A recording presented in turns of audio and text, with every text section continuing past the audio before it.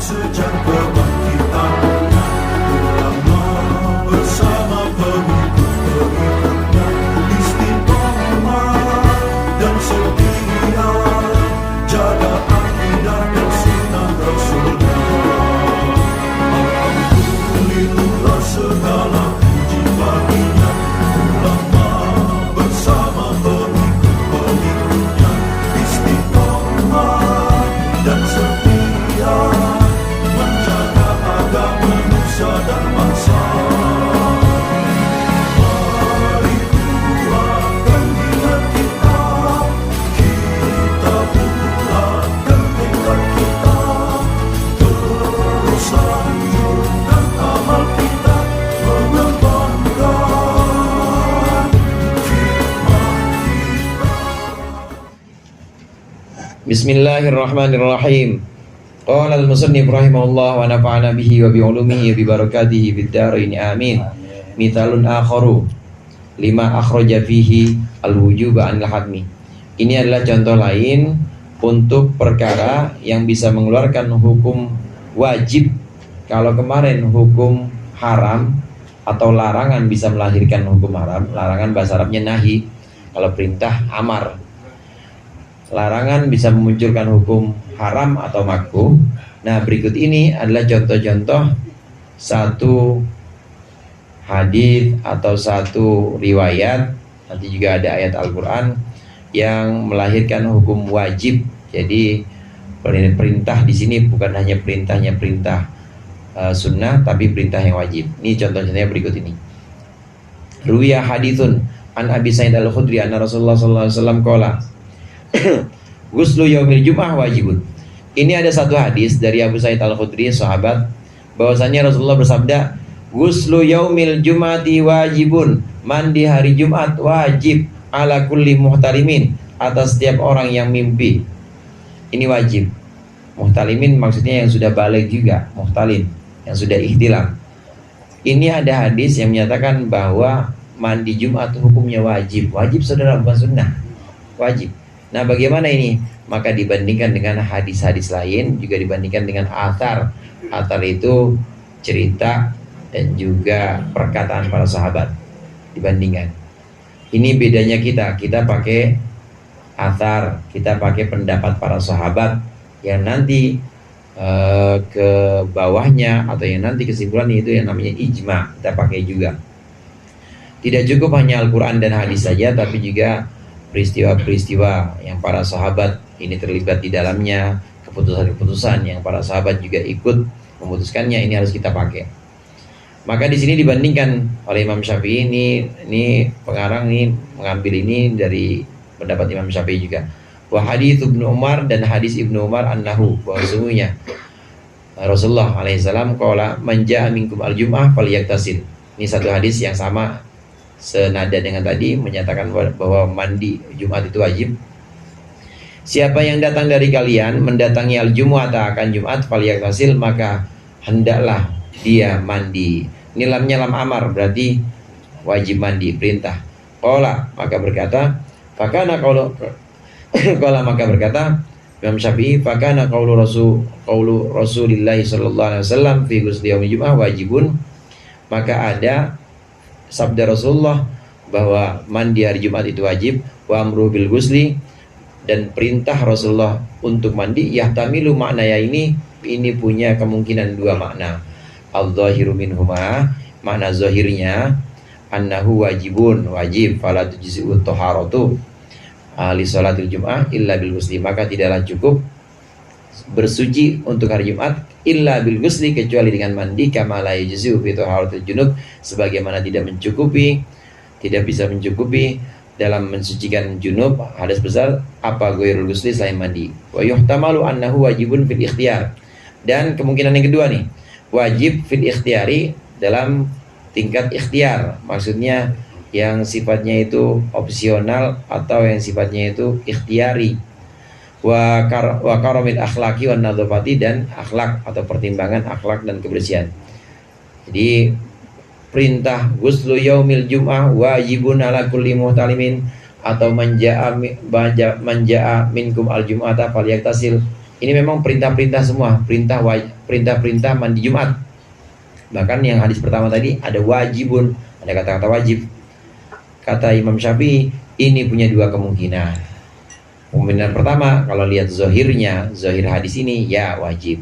Tapi kemungkinan yang kedua tidak wajib, tapi hanya wajib dengan pertimbangan kebersihan dan juga pertimbangan akhlak, bukan pertimbangan sah atau tidaknya Jumat. Imam Syafi'i. Nah, penjelasannya di sini. Tumaruwiya an Abdullah bin Umar qala dakhala Utsman bin Affan al-masjida yaumul Jumat. Diriwayatkan dari Abdullah bin Umar bahwasannya Sayyidina Utsman itu pernah datang hari Jumat ke masjid wa Umar bin Khattab yakhutubu, dan Sayyidina Umar lagi khutbah. Faqala Umar ayyatu sa'atin hadhi. Ini jam berapa sekarang?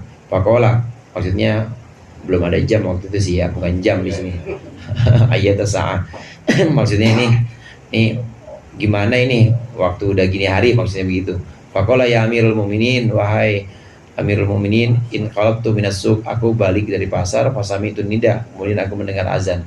Fama zidtu ala an atawaddoa, maka aku tidak menambah atas wuduku. Maksudnya saya wudu doang ke sini. Sayyidina Umar faqala, enggak mandi, kata Sayyidina Umar. Faqala Umar, maka berkata Sayyidina Umar, wal wudu'u aidon, dan juga wudu. Waqad alimta, dan sungguh engkau telah tahu wahai Utsman, anna Rasulullah sallallahu alaihi wasallam kana ya'muru bil ghusl. Bukankah engkau tahu bahwa Rasulullah itu memerintahkan mandi? Qala, berkata Imam Syafi'i. Nah, ini pendapat Imam Syafi'i rahimahullah. Falamma hafidha Umaru an Rasulillah sallallahu alaihi wasallam annahu kana ya'muru bil ghusl, maka ketika Sayyidina Umar itu memelihara atau menghafal, mengingat bahwasannya Nabi memerintahkan mandi hari Jumat, wa alima anna Utsman qad alima min amri Rasulullah, dan Sayyidina Umar tahu bahwa Sayyidina Utsman juga mengetahui perintah Rasulullah tentang mandi itu. Tsumma dzakara Utsman li Utsman amrun Nabi, kemudian Sayyidina Umar menyebutkan atau mengingatkan kembali kepada Sayyidina Utsman tentang perintah Nabi untuk mandi. Wa alima Utsman dalika, dan Sayyidina Utsman tahu perintah itu.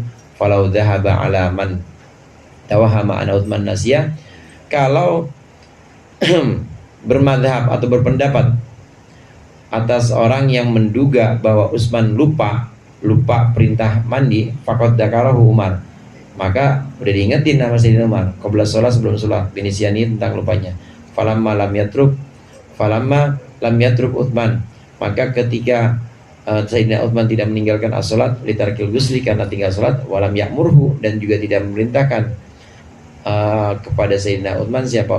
Sayyidina Umar bil khuruji, untuk keluar untuk mandi, maka ini dalla dalika, maka menunjukkan itu, kisah itu, ala annahuma, bahwa sungguhnya Sayyidina Utsman dan Umar qad alima anna Rasulullah, bahwa sungguhnya Rasulullah sallallahu alaihi wasallam amara bil ghusli, perintah mandi di hari Jumat, tapi perintahnya alal ikhtiyari, atas ikhtiar, maksudnya boleh dipilih, la ala alla yujzi'u amruhu bil ghusli wa ghairi, bukan atas dasar tidak mencukupinya perintah mandi dan tidak mandi. Lianna Umar lam yakun la yada'u Utsman, karena sesungguhnya Sayyidina Umar tidak mungkin meninggalkan Sayyidina Utsman, meninggalkan atau membiarkan Sayyidina Utsman. Idza alimna, titik sampai situ. Idza alimna annahu dzakirun, ketika kita tahu bahwa sesungguhnya Sayyidina Utsman itu ingat litarkil ghusli, dalam meninggalkan mandi. Wa amaron Nabi, dan wa amrin Nabi, dan perintah Nabi sallallahu alaihi wasallam bil ghusli, untuk mandi, illa wal ghuslu kama wasafna bil ikhtiyar, kecuali bahwa mandi itu adalah untuk ikhtiar, yaitu untuk pilihan-pilihan. Sabda Rasulullah yang mengatakan ghuslu yaumil jum'ah wajibun, mandi Jumat itu wajib, maka ini dijelaskan oleh peristiwa antara Sayyidina Umar dan Sayyidina Utsman. Sayyidina Utsman pernah masuk masjid, Sayyidina Umar udah mulai khutbah. Nah, kemudian ya belum mulai sholat, tanya, ya kayak gini baru datang, kata Sayyidina Umar, ayatu sa'ah hada, ini udah hari gini. Iya, maaf Amirul Mukminin, saya nggak ngapa-ngapain, cuma wudhu doang di sini. Ente bukannya udah tahu?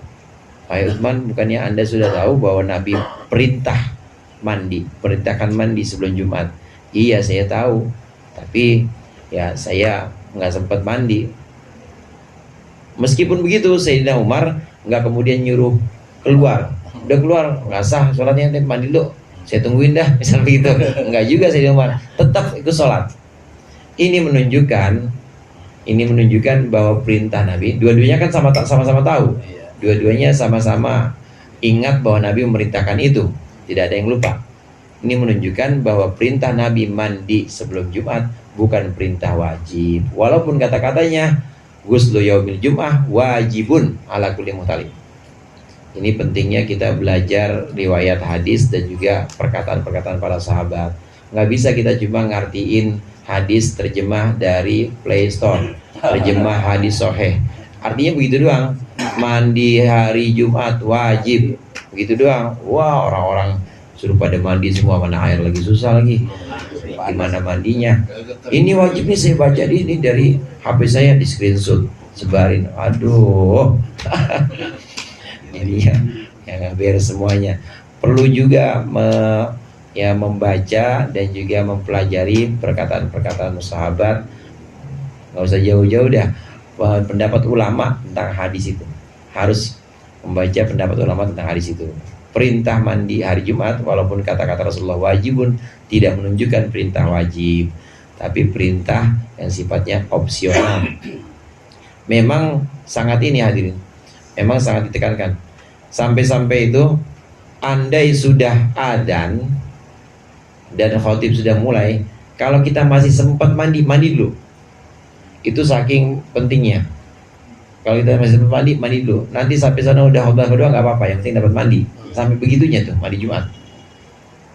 Walaupun tetap ikhtiar, walaupun tetap ini keadaannya ini ikhtiari, jadi boleh dipilih, bukan menentukan sah atau tidaknya Jumatan kita. Dikit lagi kesimpulannya, wal khulasatu annahu kana hunaka khilafun bainal fuqaha fi tariq istimdadil ahkam min awamiril masyru' wa nawahihi. Dan kesimpulannya, memang ada perbedaan antara ahli fikih dalam mengambil hukum dari perintah-perintah yang disyariatkan dan juga larangan-larangan. Dari hadis yang sama, dari larangan yang sama, maka akan muncul hukum yang berbeda. Dari perintah yang sama akan muncul hukum berbeda. Perbedaan pendapat antara para ulama fikih ini wajar-wajar saja. Fataratan yukunaha alal fardi wat tahrim, fataratan yukhrijunaha an dzalik ilan nadbi wal karaha. Kadang-kadang mereka ini menetapkan menjadi fardu. Bandingannya haram. Kalau larangan jadi haram, kalau perintah jadi fardu. Tapi kadang-kadang enggak, mengeluarkan bukan haram bukan fardu, diturunin statusnya. Kepada apa? Kepada sunnah atau kepada makruh. Jadi perintah ini perintah apa? Perintah sunnah ini bukan perintah wajib. Ada larangan dari Rasulullah, ini larangannya larangan apa? Larangan makruh, ini bukan larangan haram. Jadi diturunkan statusnya. Ini perbedaan pendapat yang seperti ini biasa. Wa taratan ila mujarradil irsyad, bahkan kadang-kadang hanya untuk menunjukkan binau'in minal qara'in, ini awil istidlali, dengan satu bentuk qarinah atau satu bentuk catatan penguat, awil istidlali atau bukti, awil ra'i atau pendapat. Wa hakum ba'dul amtilah, dan inilah sebagian contoh-contoh tabayyana ikhtilaful fuqaha bil istinbat, di mana jelas ada perbedaan ahli fikih dalam mengambil hukum yang hadis yang sama, perintah yang sama, ini bisa berbeda. Nah, kita perlu belajar perbandingan antara 4 mazhab yang kita kenal. Itu pernah aja sama Ustaz Rifai juga, sama Kongmud, Ustaz Haji Nasir, namanya Rahmatul Ummah fi ikhtilafil a'immah, rahmat untuk umat Nabi Muhammad dalam perbedaan pendapatnya para imam yang 4 itu terutama. Perlu belajar itu supaya kita tahu bagaimana dari hadis yang sama ternyata menimbulkan hukum yang berbeda. Wallahu a'lam bishawab. Dikurangnya saya mohon maaf. Wallahul muwaffiq ila aqwamit thoriq. Wassalamualaikum warahmatullahi wabarakatuh.